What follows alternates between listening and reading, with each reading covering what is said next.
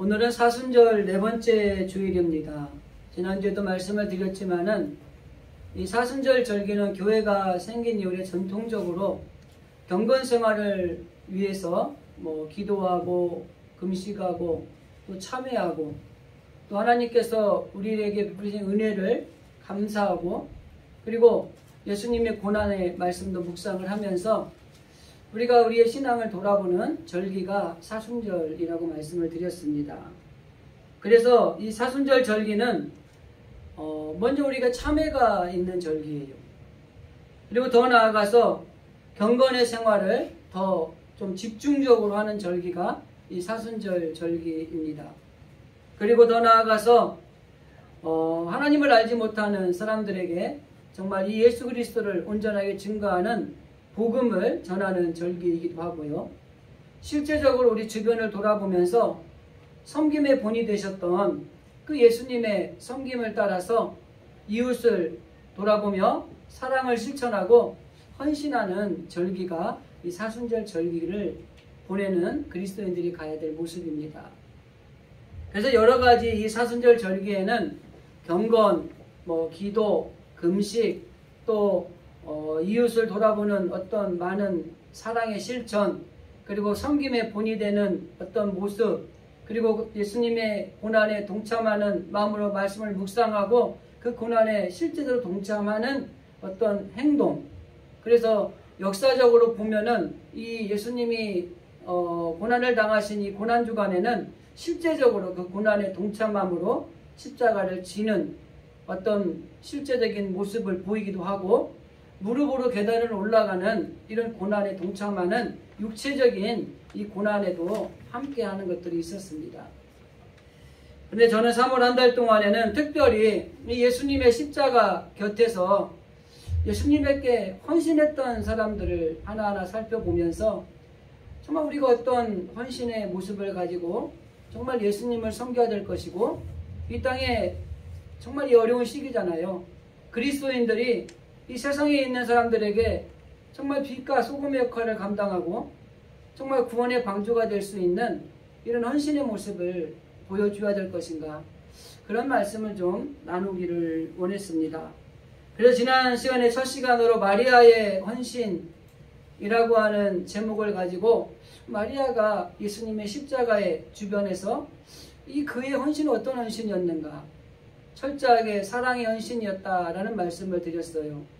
사랑이 없으면 안 되는 거죠. 그리고 철저하게 온전하게 헌신했다는 겁니다. 일부를 하나님 앞에 헌신한 게 아니라 온전하게, 우리 가끔 영화나 이런 거 보면은 이 카지노 같은 데 나오면 올인 하듯이 올인해서 헌신했던 그 온전한 헌신을 했던 모습이 마리아의 헌신이다. 그리고 또 한 가지는 기회가 주어졌을 때 그 기회를 놓치지 않는 헌신자였다, 이렇게 말씀을 드렸습니다. 그래서 우리도 마리아가 보여준 이 헌신의 모습이라든지 내용을 우리가 실제로 우리의 삶 가운데 적용시켜서 우리도 정말 사랑의 헌신, 온전한 헌신, 그리고 기회가 주어졌을 때 다른 사람에게 양보하거나 놓치지 말고 그 기회를 놓치지 않는 헌신자의 삶을 살아야 될 것 같다라는 말씀을 드렸습니다. 그리고 오늘은 마가복음에 있는 말씀을 중심으로 요셉의 헌신에 관한 말씀을 좀 살펴보려고 합니다. 그 성경에 보면은 요셉이라는 이름이 참 많아요. 그래서 오늘 본문에 등장하는 사람을 뭐라고 얘기하냐면 아리마대 사람 요셉이라는 사람이 있는데, 이렇게 성경은 이야기합니다. 그가 살고 있는 지명을 붙여서 요셉이라 그래요. 그래서 우리가 많은 사람들이 성경에서 이 요셉을 이야기할 때 그냥 요셉이라고 하지 않고 뭐라 그래요? 아리마대 요셉, 이렇게 부르는 거예요. 근데 원칙적으로 말하면 아리마대에 사는 요셉이라는 사람, 이게 정답입니다. 그래서 우리가 이름이 똑같은 사람이 있잖아요. 광주에 사는 아무개가 있고 저기 성남에 사는 아무개가 있으면 똑같이 아무개잖아요. 그러면은 성남에 사는 아무개, 광주에 사는 아무개, 이렇게 구분하는 것과 같은 의미라고 보시면 돼요. 어쨌든 아리마대 지역에 사는 요셉이라고 하는 사람이 예수님의 십자가의 사건을 통해서 그가 보여준 헌신은 어떤 헌신이었느냐, 요거를 오늘 좀 말씀을 나누려고 합니다. 그 성경을 보다 보면, 특별히 사복음서를 읽어보다 보면은 어떤 인물이나 어떤 사건이나 어떤 뭐 기적이나 어떤 이런 일들이 마태, 마가, 누가, 요한에 다 기록되어 있는 게 있어요. 그런데 어디에는 기록되어 있고 어디에는 기록되어 있지 않는 것들이 있어요. 여러분 생각하실 때 네 군데에 다 기록되어 있는 것과 뭐 두 군데만 기록되어 있다든지 뭐 한 군데 아니면 뭐 세 군데 기록되어 있는 것들과 비교해 보면 어떤 게 더 중요한 것 같습니까? 우리가 강조할 때 자꾸 말하는 거는 더 중요하기 때문에 강조를 하잖아요. 그래서 중요하지 않은 건 이건 그냥 넘어가도 됩니다. 강의하다가도 그래요. 그런데 정말 알아야 되는 건 한 번 더 강조하고 또 강조하고, 그리고 끝날 때 다시 한번 풀어서 또 강조해주고, 이런 것들이 있어요. 그래서 어떻게 보면은 이 사복음서에 다 기록된 내용이 참 굉장히 중요한 사건일 수 있고, 중요한 인물일 수 있고, 중요한 기적의, 이적의 사건일 수 있다라는 것을 유추해 볼 수 있습니다. 그런데 우리가 오늘 살펴보려고 하는 이 요셉이라는 사람을 보면은 특별히 십자가의 사건을 통해서 굉장히 중요한 역할을 했던 사람이고, 그게 다 사복음서에 다 기록이 되어져 있고, 그런데도 불구하고 별로 중요시 되지 않던 사람이 오늘 본문의 주인공이라고 하는 것입니다. 우리 이런 것들을 보면서 그 하나님의 일을 하는 사람들을 잘 살펴보면은 이 교회에서도 그래요. 뭐 조그만 일을 하는데도 팍 튀어나오는 사람이 있는가 하면, 이 교회가 지어지면은 그 모퉁이돌이 돼서 드러나지 않지만은 정말 중요한 역할을 하는 것처럼 드러나지 않지만 정말 중요한 헌신자들이 있는 경우가 참 많아요. 그러니까 우리가 이 말씀을 통해서 우리가 한번 스스로 우리를 돌아보며 생각해 볼 수 있는 것은 굳이 우리가 세상 사람들이 우리를 알아봐 주지 않아도 그냥 내가 주님 앞에 이렇게 헌신하고 또 봉사하고 있다면 그걸로 감사하는 것이 중요한 요소라고 하는 것을 또 이 말씀을 통해 생각해 볼 수 있는 것입니다. 그래서 이 아리마대 사람 요셉, 이 분의 헌신의 말씀을 좀 나누기 전에 이 사람은 어떤 사람인가, 또 어떤 신분을 가지고 있는가, 또 이 사람이 예수님의 십자가의 그 사건을 통해서 담당했던 것은 어떤 일들을 했는가, 요거를 좀 잠깐 살펴보시고 그 다음에 그가 가졌던 헌신의 모습은 무엇이었는가, 이렇게 좀 정리를 하겠습니다. 마태복음 27장과 요한복음 19장에 등장하는 이 말씀을 통해 아리마대 사람 요셉을 유추해 볼 수 있는 게 두 가지가 있습니다. 마태복음 27장 57절 말씀에 보면, 저물었을 때에 아리마대의 부자 요셉이라는 사람이 있으니 그도 예수의 제자다, 이렇게 말합니다. 이 말씀을 보면은 이 아리마대 사람 요셉이라는 사람은 첫째는 부자예요. 그리고 두 번째는 예수님의 제자였다고 하는 겁니다. 우리가 성경에 보면은 종종 오해하는 사람들이 예수님은 가난하고 뭐 병들고 소외되고 억눌린 자들의 예수님인 것처럼 이렇게 묘사가 많이 해요. 특히 누가복음에 보면 그렇습니다. 그런데 이 예수님을 따르는 사람 중에서는 부자도 있었고요, 권력 있는 사람도 있었고 다 있었던 거예요. 그러나 특별히 예수님이 특별히 관심을 가졌던 부분은 어디느냐, 정말 가난하고 병들고 소외되고 억눌린 이 사람들을 위해서 더 사랑으로 그들을 보살폈기 때문에 그것이 두각이 되는 것 뿐이지, 부자도 있었고 권력 있는 사람도 있었고 다 나름대로의 다른 사람이 있는 거예요. 그럼 오늘날 교회 보세요. 오늘 교회가 가난하고 병들고 소외되고 억눌린 사람만 있습니까? 그렇지 않잖아요. 돈이 많은 사장님도 있고 재벌도 있고 회장도 있고 힘이 있는 권력자들도 있고 다 있는 거예요. 그런데 오늘 여기 본문에 등장하는 요셉이라고 하는 사람은 부자라는 겁니다. 그래서 우리가 가끔 목사님들이 설교할 때 낙타가 바늘구멍에 들어가는 것보다 부자가 천국에 가는 게 어렵다, 이 말씀을 가지고 마치 부자는 죄인이라는 공식을 이렇게 두는 그런 경향이 있는데 그렇지 않다는 거죠. 하나님 나라의 기준은 얼마만큼 하나님의 뜻과 하나님의 중심으로 살아가느냐가 기준이 되는 거지, 가난하다고 다 천국 가는 게 아니에요. 병들고 소외되고 억누렸다고 다 천국 가는 게 아니에요. 부자라고 다 지옥 가는 게 아니에요. 힘이 있다고 다 지옥 가는 게 아니라는 겁니다. 어느 위치에 있든지 간에 다 주님 앞에 나올 수 있는 사람들이고, 그 위치에서 하나님의 뜻을 따라 살아가는 사람이 하나님의 나라에 들어갈 수 있는 자격을 갖추는 겁니다. 우리가 오해를 하시면 안 된다는 거죠. 두 번째는 예수님의 제자라는 것입니다.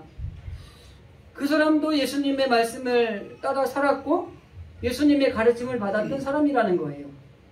그런데 요한복음의 19장에 있는 말씀에 보면은 조금 다른 제자였어요. 특별한 제자였어요. 19장 38절을 제가 읽어드리겠습니다. 아리마대 사람 요셉은 예수님의 제자이나 유대인을 두려워 그것을 숨겼더라, 이렇게 말하고 있어요. 그러니까 예수님의 제자인 건 맞아요. 예수님의 말씀대로 따라 살려고 애를 쓰고요, 예수님의 가르침도 받았어요. 오늘날로 말하면 다 교회에 와서 다 하나님의 자녀예요. 근데 하나님의 자녀이고 예수님의 제자는 분명한데, 이 아리마대 사람 요셉은 어떤 제자였느냐? 유대인들이 두려워서 예수님의 제자인 것들을 숨기는 제자였어요. 비밀 제자. 여기 비밀 들어가니까 좀 힘이 있고 막 좀 뭐가 있는 것 같은데, 이 유대인이 두려워라는 말을 보면은 뭐냐면, 자기가 가지고 있는 것들을 빼앗기거나 손해보거나 제약을 받을까봐 내가 예수님의 제자이긴 하지만 굳이 드러내놓고 내가 예수님의 제자다라고 말하지 않는 그런 제자였다는 거예요. 자, 예수님의 제자를 대표적으로 몇 명이라고 그러죠? 12명의 제자를 얘기해요. 그 12명의 제자는 어떤 사람이냐면 내가 예수님의 제자라고 드러내놓고 주님을 따랐던 사람들이에요. 그리고 그 외에도 수많은 제자들이 있었을 거예요.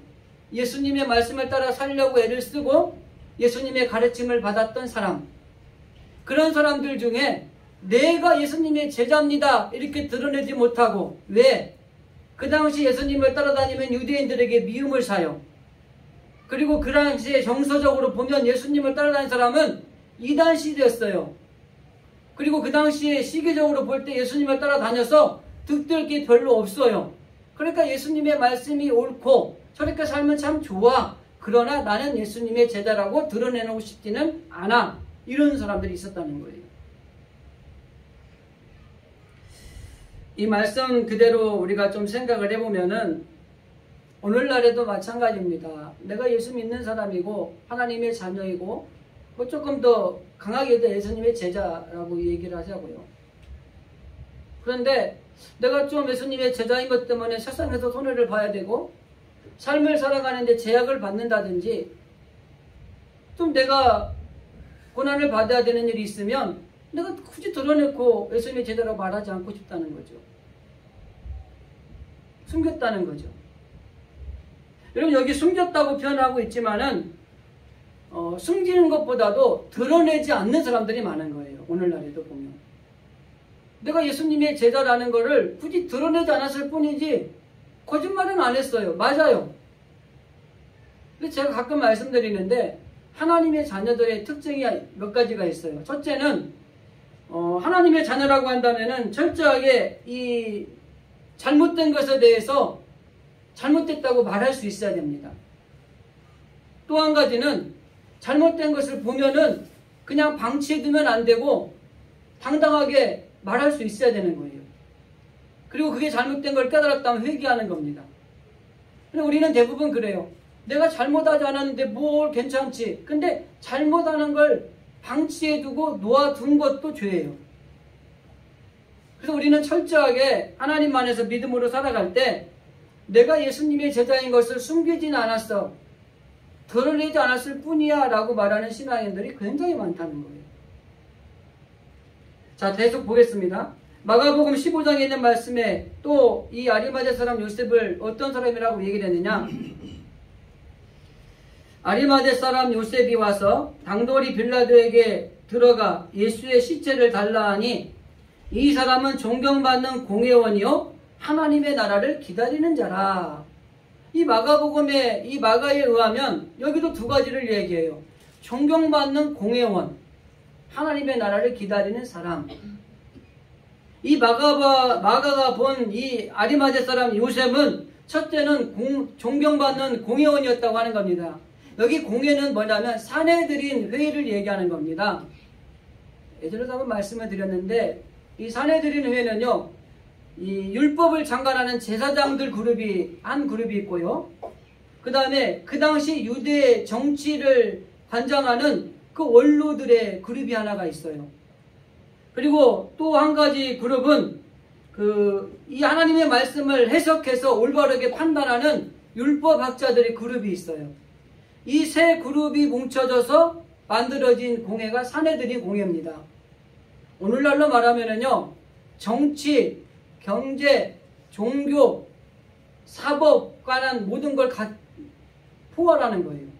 그러니까 오늘날 우리로 말하면 입법부와 사법부와 행정부를 통괄해서 결정할 수 있는 최고 결정 기관이 이 사내들인 공회라고 하는 것입니다. 그러니까 이 요셉이라는 사람은 이 공회원으로서도 존경받는 권력도 가진 사람이었어요. 아까 마태복음에 보니까 부자라 그랬잖아요. 근데 여기 마가복음을 보니까 존경받는 공회원, 권력도 있는 거예요. 그런데 그가 왜 존경을 받느냐?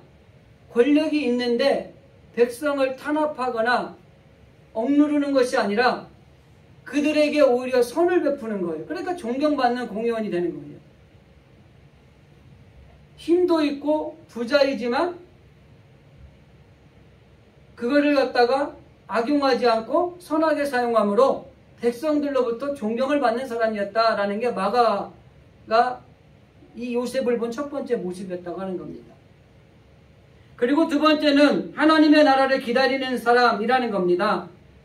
유대인으로서 공회에 정치적으로 힘을 가진 사람이었지만은 세상에 있는 것들을 바라보는 사람이 아니라 하나님의 나라와 하나님의 뜻을 기다리는 사람이었다는 것이 마가가 본 요셉이라는 사람의 모습이라고 하는 것입니다.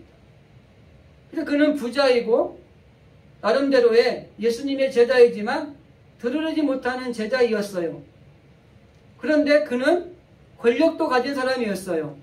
그런데 세상적인 사람들에게 선을 베푸는 사람이었고 더 나아가서 많은 사람들에게 존경을 받았어요. 그리고 내가 많은 걸 가지고 있지만 세상에서 무엇을 얻으려고 한 것이 아니라 하나님의 나라와 하나님의 뜻을 기다리는 그런 사람이었습니다. 이게 마가가 본 요셉이라는 사람의 모습입니다. 그리고 누가복음의 23장에 보면 누가가 본 이 아리마대 사람의 요셉의 모습이 또 등장을 해요. 제가 50절과 51절을 읽어드리겠습니다. 공회 의원으로 선하고 의로운 요셉이라는 사람이 있었으니 그들의 결의한 행사에 찬성하지 아니한 자라. 그는 유대인의 동네 아리마대 사람이요 하나님의 나라를 기다리는 사람이다. 이렇게 누가는 이 요셉을 평가하고 있습니다. 앞에 공회원이었고 하나님의 나라를 기다리는 사람이라는 걸 설명을 했고 그걸 뺀 두 가지의 판단을 한번 얘기를 해보겠습니다. 첫째는 선하고 의로운 사람이었다는 겁니다. 이거는 도덕적으로도 흠이 없는 사람이라는 거예요. 더 나아가서 권력을 가지고 있었지만은 교만하거나 그 권력을 남용하거나 불의하게 사용하지 않았던 사람이라고 하는 것입니다. 힘이 있으면은 그 힘을 이용해서 탈취하고자 하는 마음이 앞서는 게 사람의 마음인데 그렇지 않았다는 거예요. 그래서 선하고 의로운 사람이었다는 겁니다. 그리고 또 하나가 불의에 대해서 과감히 아니했던 사람이라는 겁니다. 사내들이 공의해서 결정을 했어요. 예수를 죽이자. 근데 모두가 그럽시다. 근데 이 요셉이 아니요 라고 당당하게 얘기를 했다고 하는 것입니다. 제가 예전에 이런 말씀 나오면은 그 CF 얘기를 가끔 했잖아요. 모든 사람이 다 이해할 때 아니요 할 수 있는 사람. 모든 사람이 아니요 라고 얘기할 때 예 라고 할 수 있는 사람, 그것이 옳은 일이라면 이게 우리에게 필요한 겁니다. 우리나라 사람들이 가지고 있는 심리 중에 가장 무서운 심리가 뭔지 아시죠? 분종 심리입니다. 그냥 집단이 그런 거 같더니 몰고 가는 거예요. 이게 굉장히 오류를 발휘할 수 있는 사건이 될 수 있는 확률이 높습니다. 그래서 우리가 정말 중요한 것은 예수님을 죽여야 된다고 하는 이 결정이 잘못됐는데 모두가 다 죽이자고 결의하는데 아닙니다. 그건 잘못됐습니다. 이렇게 이야기할 수 있는 사람이었다는 것이 이 누가가 본 요셉이라는 사람의 모습이라고 하는 것입니다. 이상에서 보면은 이 요셉이라고 하는 사람의 신분은 공회원, 부자, 이렇게 돈도 많고 힘도 있는 사람이었어요. 그리고 이 사람의 품성을 보면은 선하고 의로운 사람이었고, 그죠? 조금 더 보면은 불의에 항거할 수 있는 이런 정의로움을 가지고 있는 사람이었어요. 그리고 십자가를 지시기 전에 예수님을 만날 때는 내가 제자임을 숨기는 사람이었어요. 그런데 이 십자가 사건이 있고 난 뒤에는 당돌하게 빌라도에게 가서 내가 예수님의 제자인데 예수님의 시체를 좀 내어주시오. 내가 예수님 시체 장사를 지내야 되겠습니다. 라고 이야기하고 예수님의 시체를 장사한 사람이었다고 하는 것입니다. 저는 여기서 이 요셉의 중요한 두 가지 대조적인 모습을 가지고 좀 말씀을 드리려고 합니다. 십자가 사건의 이전에 이 요셉과 십자가에 달려서 예수님이 돌아가신 이후의 요셉의 모습이 너무 대조적인 거예요. 여러분은 어떻게 생각하시는지 모르겠습니다. 그냥 조금 요약을 해드리면 예수님이 십자가 지시기 이전에 이는 예수님의 제자였던 건 분명해요.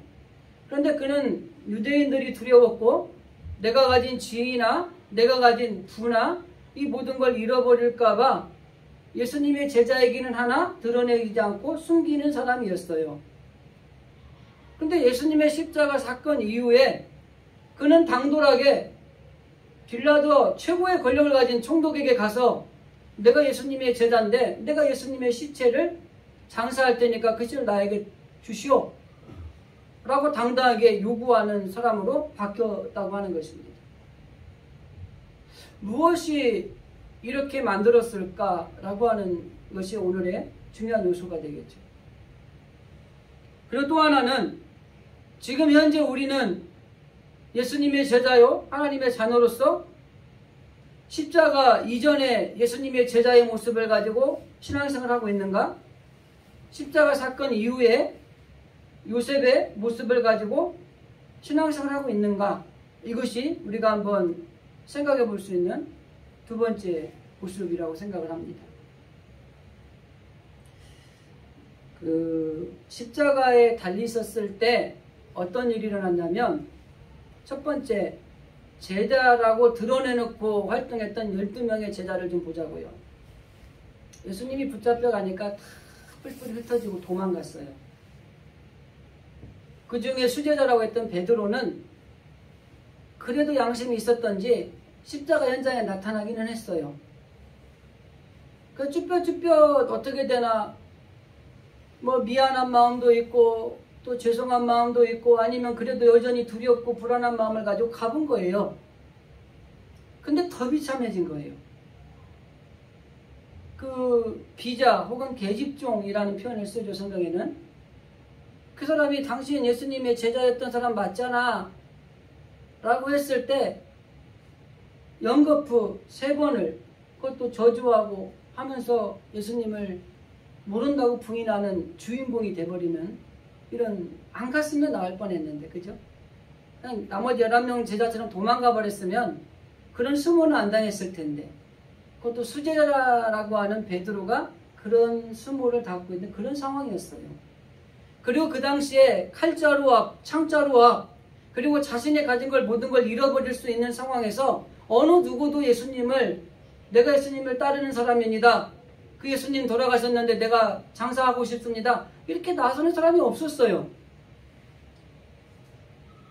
그때 바로 이 요셉이 나왔다고 하는 것입니다. 내가 예수님의 제자입니다. 그 시체를 내가 장사진에게 좀 주십시오. 그리고 다른 사람의 무덤도 아닌 자기가 들어갈 무덤에다가, 새 무덤에다가 예수님을 장사하고 이렇게 되는 거죠. 이 두 모습을 보면서 어떻게 이런 일들이 일어날 수 있을까를 이제 조명을 해보면서 좀 말씀을 풀어가고 마무리하도록 하겠습니다. 이 공개적으로 이 아리마대 사람 요셉이 내가 예수님의 제자입니다. 내가 그 시체를 장사하고 싶으니까 나에게 주십시오 라고 하는 이 모습을 보면서 두 가지 정도의 우리가 교훈을 생각해 볼 수 있습니다. 첫째는 후회와 회개라고 하는 측면에서 생각해 볼 수 있어요. 아마 내가 이분을 만나보질 않아서 모르겠지만 만일에 이 아리마대 사람 요셉에게 내가 가서 이렇게 질문을 했어요. 당신 일생을 살아가면서 제일 후회되는 게 뭡니까? 이렇게 물어봤다고 치고 이 아리마대 사람이 가장 후회가 되는 게 뭐였을까? 제가 스스로 한번 생각을 해봤어요. 근데 제가 내린 결론은 그겁니다. 예수님이 십자가를 지시고 돌아가시기 전, 즉 예수님이 살아계실 때에 나도 예수님의 제자입니다 라고 당당하게 드러내지 못하고 숨겨 두려워서 숨어 지내던 그 모습이 가장 후회가 됩니다. 이렇게 말하지 않았을까? 우리들도 한번 이 사순절을 보내면서 정말 지금 현재 자리에서 내가 가장 후회가 되는 일이 무엇일까? 이렇게 생각한다면 여러분 무엇이라고 이야기할 수 있을 것 같습니까? 아리마대 사람 이 요셉의 십자가 사건 이후에 이 변화된 모습을 통해서 우리가 정말 생각해 볼 수 있는 것은 그 행동이 이렇게 변할 수 있었다고 하는 것입니다. 내가 예수님이 살아계실 때 그렇게 하지 못한 것이 후회가 된다는 거예요. 그리고 회개를 한 겁니다. 그리고 예수님이 십자가에 돌아가시는 모습을 보고 난 뒤에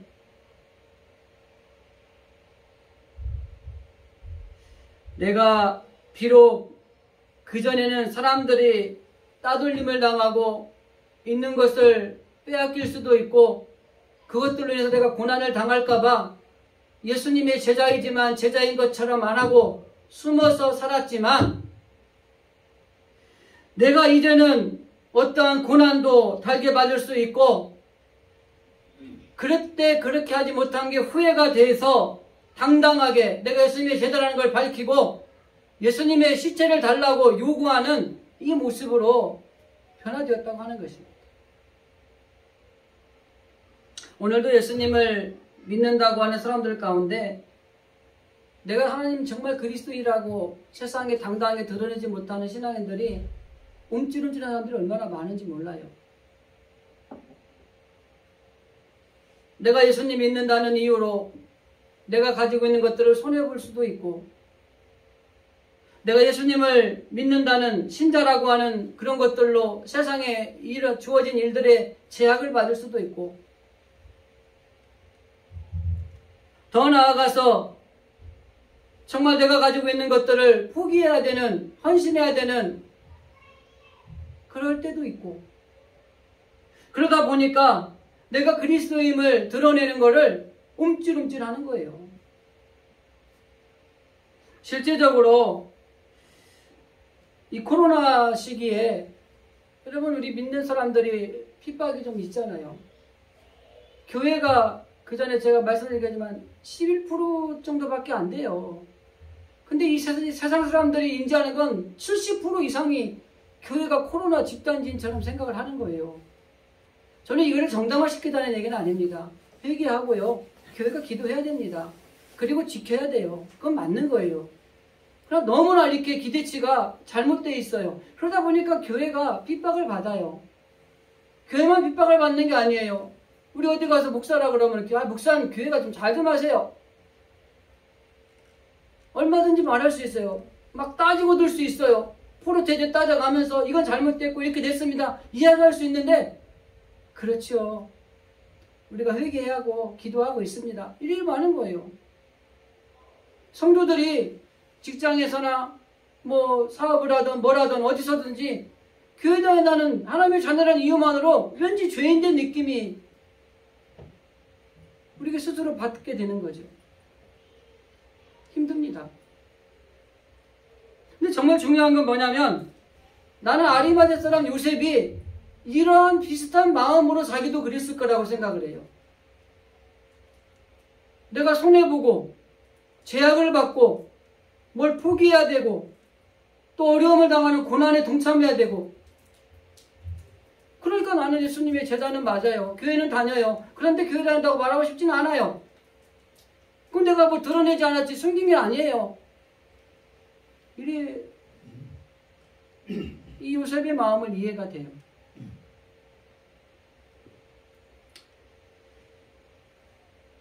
그래서 우리들도 예수님을 믿는다고 하면서도 참 힘들죠. 저는 예수 믿는 게 참 힘들다고 생각합니다. 여러분 대단하신 거예요.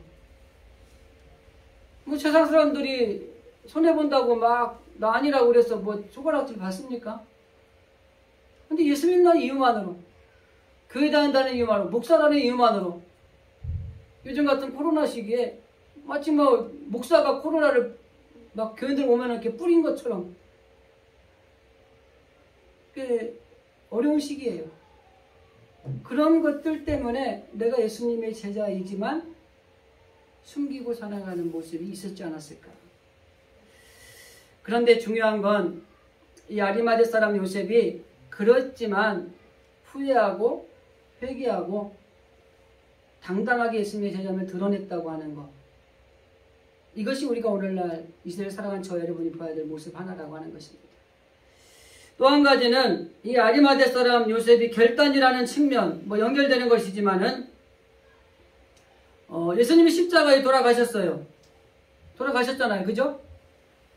마음의 짐이 다 내려앉은 거예요. 그죠? 그동안에 내가 예수님의 제자인 걸 숨기고 살았는데 예수님이 돌아가셨어. 여러분 어떻게 하실 것 같아요? 마음의 짐을 내려놓고 이제 세상에서 탑에서 살아가면 돼요.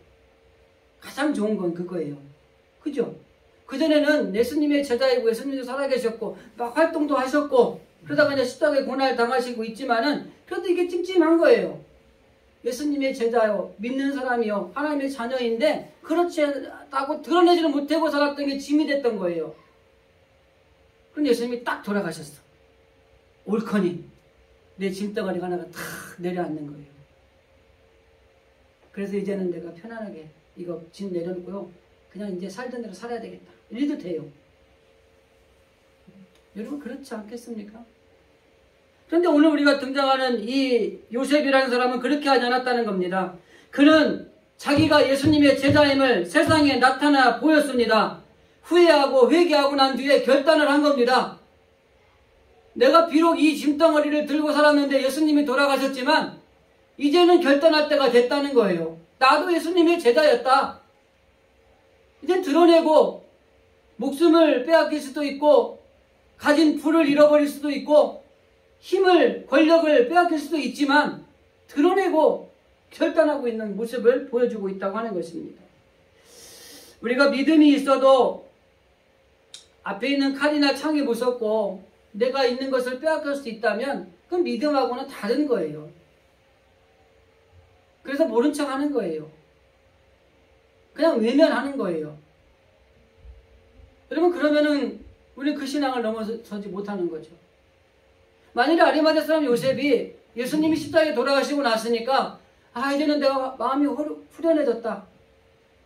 그래서 다시 결단도 안 하고 다시 내가 예수님의 제자로 드러내지도 안 하고 그냥 살았다고 치자고요. 마태, 마가, 누가, 요한복음에 등장하는 이런 훌륭한 인물이 됐을까요? 오늘 제가 여기서 열변을 토하며 이 아리마대 사람 요셉에 대해서 이렇게 설교를 하고 있을까요? 아니죠. 여러분, 우리가 지금 이 시대에 신앙생활을 하면서 지금 현재 힘들고 지금 어렵고 지금 우리가 무엇인가를 포기해야 되고 빼앗겨야 될지도 모르지만, 그래도 내가 잘못된 길을 걸어갔다면 후회하고 회개하고 결단해서, 그래 나도 하나님의 사람이지, 나도 예수님의 제자였지 드러내고 살아간다면, 지금은 어떨지 모르지만 시간이 흘러가고 후세가 우리를 판단할 때 참 믿음으로 하나님을 잘 섬기다가 하나님 앞에서 은혜롭게 저 천국에 가셨다, 이런 평가를 들을 수 있지 않겠습니까?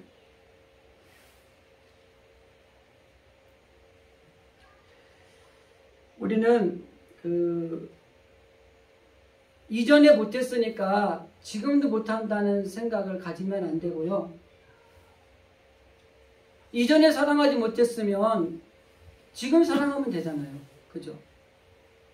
이전에 성실하게 살지 못했으면 지금 성실하게 살기를 결단하고 성실하게 살면 되는 거예요. 예전에 신앙생활을 잘 못했으면 오늘 지금 결단하고 신앙생활을 잘하면 되는 거예요. 그런데 많은 사람들이 이전에 못했으니까 나는 안 돼, 앞으로도 그렇게 못해 라고 하는 포기를 하는 거예요. 그러나 요셉은 그러지 않았어요.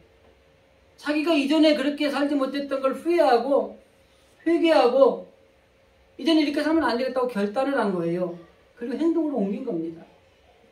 그래서 이 요셉이 예수님의 십자가 주변의 헌신자로 우리 가운데 이름이 남아 있다고 하는 것입니다. 사순절을 보내는 저와 여러분이 바로 이제 결단을 해야 된다고 하는 것입니다. 십자가 주변에서 과거에 그 두 얼굴의 상징이었던 요셉이 십자가 이전에 예수님의 제자로서 숨기고 살았던 모습과 십자가 사건 이후에 내가 예수님의 제자입니다 라고 드러내며 당당하게 결단하고 회개할 건 회개하고 살았던 이 모습을 통해서 우리들도 후회할 건 후회하고 회개할 건 회개하고 결단할 건 결단하고 행동으로 옮겨서 이전에 못했으니 지금이라도 이제부터라도 잘해야 되겠다라는 이런 결단이 우리에게 필요하다고 하는 것입니다. 렘브란트라고 하는 화가가 그린 그림이 있습니다. 예수님이 십자가에 달려있는데 그 그림을 좀 보여드리려고 찾아보니까 찾긴 했는데 어떻게 올리는지를 몰라서 나중에 한번 찾아보세요. 군병들이 있고 막 예수님이 내려와서 이렇게 막 하는 게 있어요. 그런데 이 십자가의 저쪽 한쪽에서 그 십자가를 바라보던 한 사람이 그려져 있어요. 이게 누구일까? 근데 많은 사람들이 저기 아리마대 사람 요셉이다 라고 보는데 렘브란트는 이렇게 얘기합니다. 저기 십자가 한 구석등에서 십자가를 바라보는 사람이 바로 자기 자신이다 라고 얘기를 하는 거예요. 그러면서 그는 이렇게 얘기합니다. 자신이 두 얼굴을 가졌던 신앙을 가지고 살았던 그 아리마대 사람 요셉과 같은 사람이었고, 그래서 내가 새로운 결단의 마음을 가지고 예수님의 십자가를 바라보면서 아리마대 사람 요셉이 가졌던 그 결단을 나도 하기 위해서 거기에 그려넣었다라고 이야기를 했다고 하는 것입니다. 그런데 그 한 남자가 과연 렘브란트만일까라는 생각을 해봅니다. 그 한 남자가 저와 여러분이 되어야 된다고 하는 것입니다. 우리들도 그 렘브란트처럼 십자가에 달리시고 고난 받으시고 정말 힘들어하시는 그 예수님을 십자가 곁에서 바라보셔야 돼요. 그리고 이런 아리마대 사람 요셉이 가졌던 내가 정말 예수님의 제자라고 들으지 못했던 것들에 대해서 후회도 하고 하나님 앞에 참회하고 이제는 그전에는 못했지만 이제는 이렇게 살겠다고 결단도 하고 실제적으로 행동으로 옮기기 위해서 그 그림에 그 십자가 주변에서 쳐다보던 그 사람을 그려넣었고, 그는 많은 사람들이 아리마대 사람 요셉이라고 얘기하지만 그는 렘브란트였고 바로 오늘 이스라엘 사람은 신앙인 우리들이었다라고 하는 것을 보여주고 있다고 하는 것입니다. 우리 모두 당당하게 예수님을 따르는 그리스도인임을 좀 세상에 드러내시기를 바랍니다. 저도 부끄럽게 가끔 어디 가면 목사라는 걸 드러내고 싶지 않은 것들이 많이 있어요. 왠지 목사라고 그러면 손해볼 것 같고 좀 무시할 것 같고 그리고 막 할 것 같고 막 그런 게 있어요. 드러내도 되는 자리인데 그냥 안 드러내는 거예요. 저도요 숨기진 않아요. 그 사람이 물어봤을 때 당신 목사입니까? 아니요, 목사 아닌데요. 이러진 않아요. 그런데 드러내진 않아요. 제가 목사인데요. 어디 가서는 이렇게 합니다. 근데 드러내도 되는 데서는 드러내요. 근데 드러내지 못하는 데는 왜 그래요? 아리마대 사람 요셉과 같은 것들이 있기 때문에 그래요. 그래서 아리마대 사람 요셉과 같이 후회에서 나오는 회개와 또 결단을 통해서 우리 진철의 성도들이 그랬으면 좋겠습니다. 코로나 시기에 교회는 교회대로 핍박받고 또 목회자는 목회자대로 욕먹고 성도들은 성도들대로 죄인된 기분인 이 시대를 살아가고 있는데 그럼에도 불구하고 나는 예수님의 제자입니다. 예수 믿는 그리스도입니다. 이렇게 드러내는 그래서 아리마대 사람 요셉과 같은 후세의 길이 남는 헌신자들이 되어줄 수 있기를 주님의 이름으로 간절히 기도드립니다. 아멘. 기도하겠습니다.